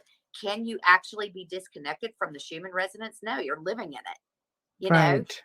But can Right. you be disconnected from the awareness of the significance of it? There we Absolutely. go. You're Right. always connected. Right. Forget about that. It's like somebody was asking me in earnest the other day about he was like, oh my God, just tell me, is it flat earth or round earth? And I'm like, I want to know too. it's both. Wow. Because you're looking at a sine wave. You're looking at a Right. fluid, holographic, mobile, effervescent, and organic sine wave. So Right. it's all sorts of different shapes. It's whatever you make it. But it'll stop and pose for a photograph. So Right. it's so Right. funny, these ideas that we place, and we make things that are, actually quite simple physics, Yes. equations and biomechanics and all sorts of ways to interact with this world, and we make them so complicated, and they're actually Right. not really. Right. And then the answers to all of it, that's what's so funny, is right under our nose. Yes. It's just So like you people are just have to be aware. Is it just taking a moment to listen? taking a moment to Tap listen. in? It's like people are like, okay, that's great. I see how excited you are. And there's life after death. Well, my mom just died and I can't hear her. And they get this kind of anger, towards, Right. and I'm going, and they're like, well, yeah, good for you. Well, for some, they say here in Ireland, well, for some, that's great. You can see dead people and you can know this, but I can't. And I'm like, yeah, you can. I do it every single day and I'm really good at it. Right. But guess how I got really good at it? By doing it every single day. Right. Because I make time to do it every single day. Right. I also shower every day and I brush my teeth every day. It's a discipline. Right. I am a horrible cook. Guess why? I hate it. I don't like being in the kitchen and I have OCD. And so I clean as I go and it makes it a miserable experience for me. Right. My best friend, Trisha, she can make the biggest mess and there's flour on the ceiling and all, and this beautiful meal comes out, and she has embraced the joy of the process of doing that. I don't like that because I have a damaged vagus nerve. So Right. food is something that I have to do because I know that if I don't, Mm-hmm. that I can't live. Right. I have a damaged switch because when I start eating, I don't really remember that it's time to stop until I become, I'm in pain. Right. Or I could go a day and a half and go, oh shit, I forgot to eat. I do it all the time. And that's, It's like, that's my oh, vagus I nerve. think I just So I went don't through. find food preparation, food, Yes. anything. Like, I don't get a lot of joy out of that. Right. Right. And so it's what has your attention. Mm-hmm. And it's really interesting because if you can think of us all, we all come into this world like with a big patchwork quilt. Right. And it's so funny because like right now, everybody's talking about the war in the Ukraine. And last week it was about the pandemic and this and that. And, there's been viruses and wars and people dying for as long as we've been here. But now, if you're standing on this patch of the quilt that's all about that, you want everybody else out there to be on that patch with you because it's now in your consciousness and awareness. Right. And aren't we so funny like that? And then we Yeah. judge. How could you be so uninvolved in this cause? How could you not care in this? And I'm like, well, because I've been on the patchwork quilt that recognizes that these things are happening every single day. Right. And I don't jump every time there's a new political whatever, or, and because that's not an area of interest for me. Right. I get how that works. And I also understand how, what a folly it is to fall down that rabbit hole and get stuck in there. But every discipline in the world has that same rabbit hole. You can do that. You can do that with spirituality. Right. Absolutely. People fall down that rabbit hole and get all crazy, Oh, they do. So. And they do. Oh my God, they're adorable. Amelia is asking what your thoughts are on ET, extraterrestrials. On ETs, extraterrestrial, yes and yes. So the big ha-ha will be, the way it's playing up next. Like now over Ireland and on regular news, now we're starting to see sightings. And there's things, there's been the odd one here and there. There have been those of us who've been talking about it forever. Right. And then we see these sightings and on. So they're drip feeding. Always watch Hollywood, guys. Yeah. They're drip feeding, and this is nothing new. Nobody's coming that hasn't already been here. So let me just tell you that now. So this idea that we're waiting, oh yeah, that'll be it. Next thing it'll be extraterrestrials. No, next thing you're going to become aware that there already were extraterrestrials here. That's right. Okay. I've seen them. I've met them. I've worked with them. I've worked with some pretty interesting combinations out there of people who would fall under military or government and who are working with these individuals, and they're very real, and some of them look just like me and you. How interesting. Mm-hmm. And it's quite amazing that we would actually believe that look at how different we all look, to think that we're the only ones on the big beach, it's just so funny, Yes. so yes, I love ET and I love ETs, and there are, thanks be to the gods, there are so many individuals out there and so many different types of teams that are here assisting us. And that's why, my daughter was asking me the other night and she was like, oh my gosh, Mom, there's all this talk about World War III. I said, relax. This place stays. Do you understand? Earth is an experience. It is not something that can be destroyed by those who are experiencing it. Let me repeat that. Earth is an experience, and it is not something that can be destroyed by those who are experiencing it. They can destroy their own experiences. They can dirty up or muck up their own experiences, but they don't get to end the ride. Right. This place has been around for a very, very, very long time. But here is something that we as human beings love to do now. We've got to change everything about the world and do this. And it's like rocking up to Harvard Law and pounding on the gates and going, hey, I want to learn how to cook a souffle. Well, there's a great cooking school down the road over there, and they teach how to make a beautiful souffle. No, I want to go to Harvard. I want to go to this school. Well, I'm sorry, we don't teach cooking here. It is my right to learn how to cook at this school. I'm sorry, we don't teach cooking at this school. And they keep going and going. And they're like, everybody should be able to have the right to cook. Everybody should know how to cook, and everybody should have the right to attend the school. And I'm going, no, that's not exactly how it works. We come to Earth for a particular type of experience, one being that dichotomy, that we get that beautiful experience of simultaneous grief and joy. You know, that's what the Earth experience is all about. And like we said in the beginning, it's very unique to here. It's amazing, right? But what happens is a lot of people, you know, listen to every Miss America pageant, you know, and what would you like? I'd like world peace. Guess what? Never happening here, because that's not what this dynamic is all about. Right. Because there are so many beautifully honed and perfectly crafted experiences for souls who signed up and paid the big bucks to come into this world in order to have X, Y, and Z experience. And guess what? There are lots of teams, human being and humanoid, who are here to facilitate people's ability to have those experiences. Some of them being very, very pleasant, and some of them being very, very horrible. Yeah, but I mean, some of us are caught right in the middle of all the crap. You know, like we've got a renegade out there trying to start World War III. I think this gets some damage. The ripple effect is going to be massive. Of course And it a is. lot of us are feeling this, right? Of course it is. That's not what I signed up for. I don't want to feel a ripple effect of some kook. Well, you know how I know that's not true, because you're here.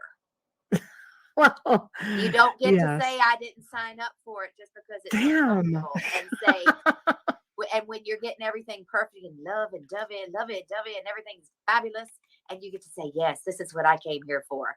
You came here for all of it, baby, or you wouldn't be here. So other people just, you know, I might just feel like I want to be here because of this time period. I wouldn't miss this for the world. Are you kidding? This is incredible. Watching people, you know, literally crumble to their core and trying to find a way through this to make sense out of nonsense. Oh, it's incredible.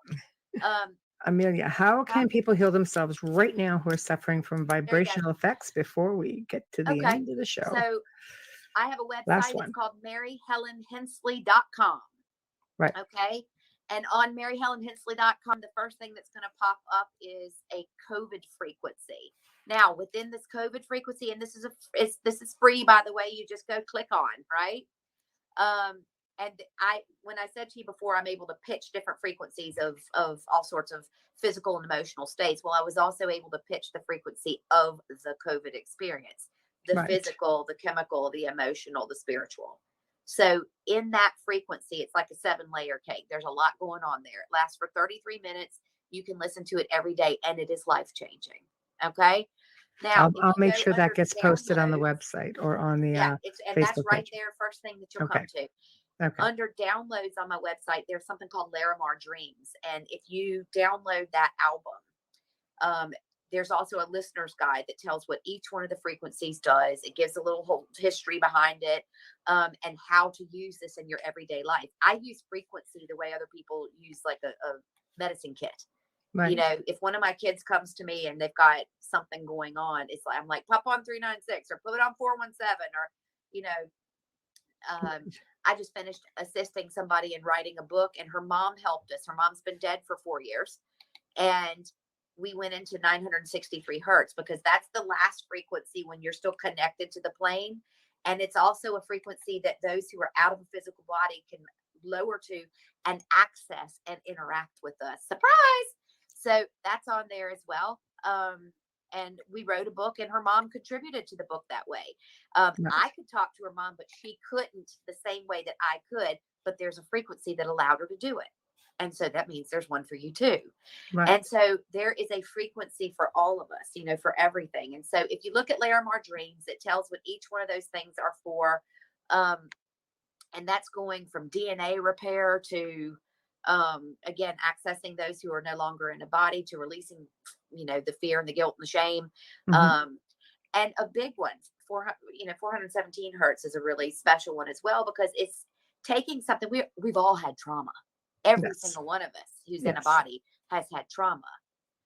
But what we want is to be able to put that into the book of life, into the story of who we are, where we can take at will that book down and read that story and maybe share that wisdom with somebody else without being hijacked and robbed of any present time energy from something that occurred in the past. Right. And so 417 hertz is a beautiful frequency for letting go, for keeping the wisdom of something that was very painful, but not having to constantly relive the pain. Right. How cool is that? That's very cool. Like, that's what I want in my toolbox, you know? Right. Right. No, absolutely. I'll make sure that gets posted too before the live show this Oh, evening. that'll be great. And people will see too. They're like, oh gosh, how can I get a healing session? Guys, one of the beauties of the internet is that we're so accessible to everything. And one of the downfalls is that we're so accessible to everything. So True. I am many hundreds of thousands of healing sessions behind the request.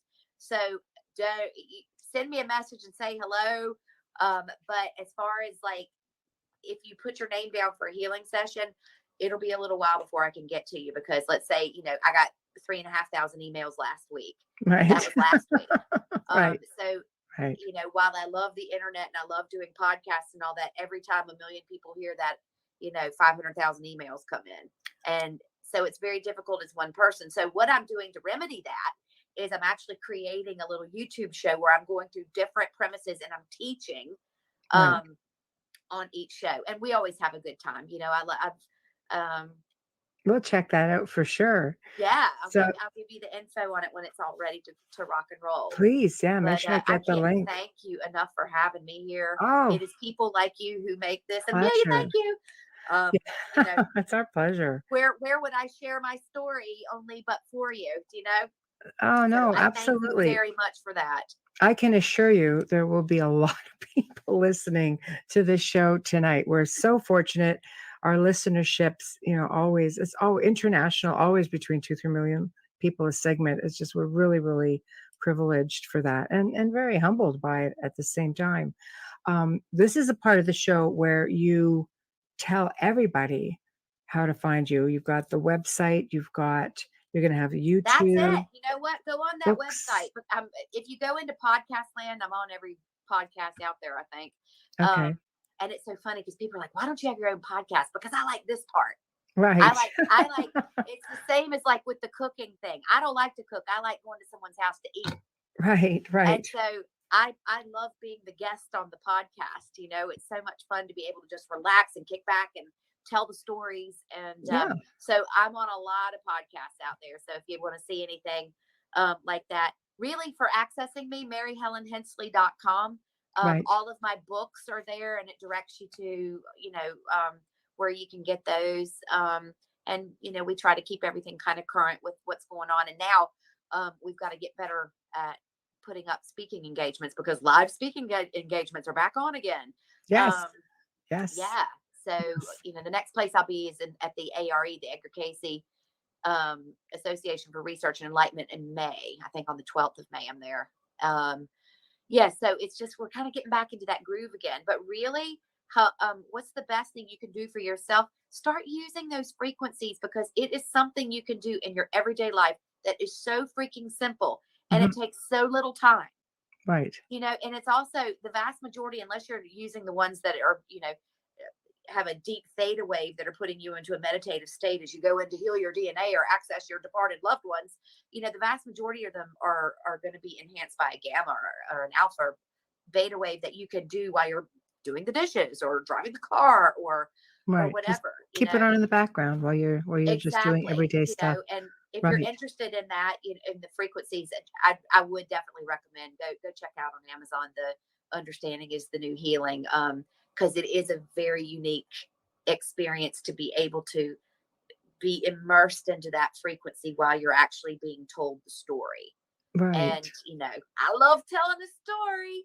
You do, and you were awesome at it. So, yeah, awesome. That's kind of me in a nutshell. I'm on Facebook, Dr. Mary Helen Hensley, author. You can follow my page. I think my personal page is kind of maxed out at this stage, but Dr. Mary Helen Hensley, and I'm on there. And it's Mary Helen Hensley on Instagram as well.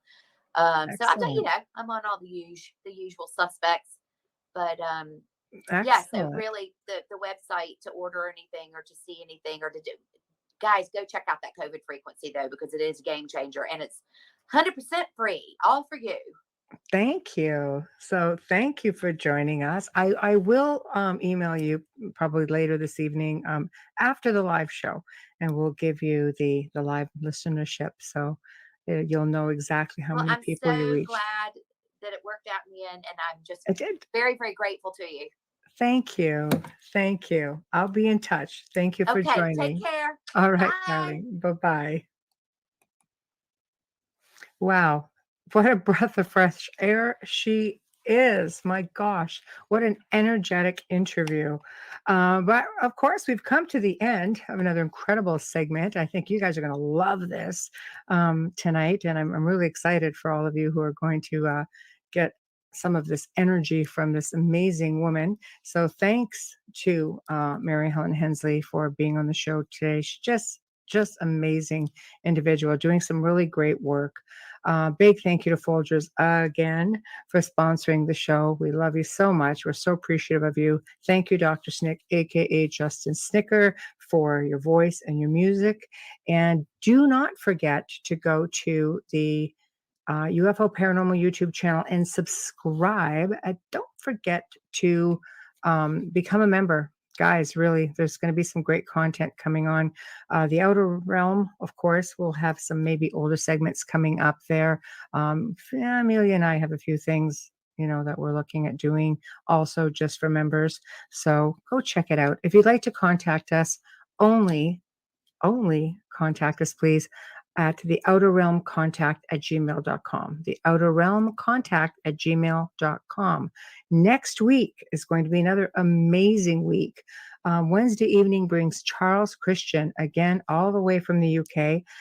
It will be a pre record, but he's going to be sharing with us all his weird tales of the United Kingdom.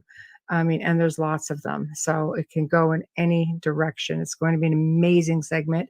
Thursday evening, we also welcome Dr. Scott Taylor, who is an experiencer of, get this, a shared near death experience. And apparently, one of the only people on the planet who has experienced it, and he teaches all about it. So it's going to be phenomenal. You're not going to want to miss it. So until then, of course, Amelia and I bid you all a good night. And we thank you for tuning in. We will see you in chat. Night, night.